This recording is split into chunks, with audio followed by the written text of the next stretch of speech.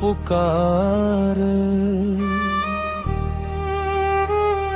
ये दुनिया के मालिक का तू ही कैला, जवन सोच ले रही हो न बनैला। नैनन में सजवानी सपनवा हजार, भोर भइल त सबके तू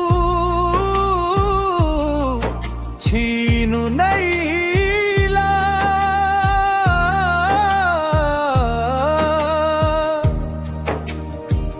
हाथ जोड़ के मांगल रही खुशियन के दानी, काहे लिख दे हल किस्मत में तूफान।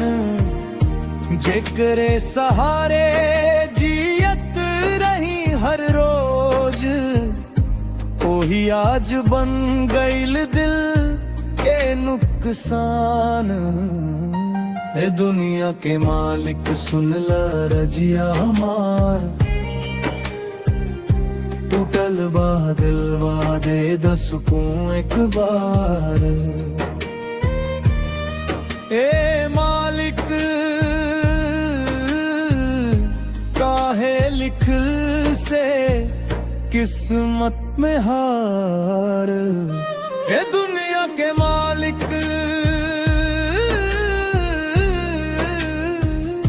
कर द सुकान।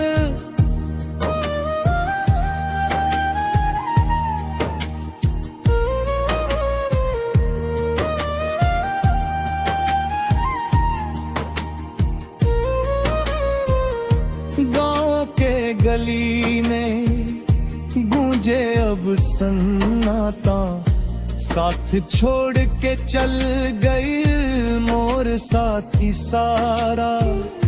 चांद भी आज लागे धुंधल का में डूबल, तारा भी पूछे कहाँ गईल उजियारा।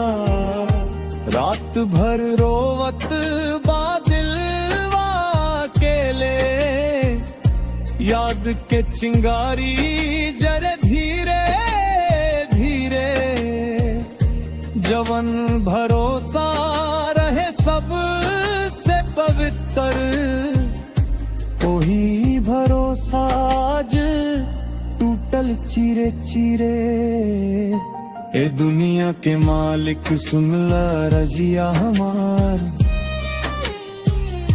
टूटल बा दिलवा दे द सुकून एक बार। ए मालिक काहे लिखल से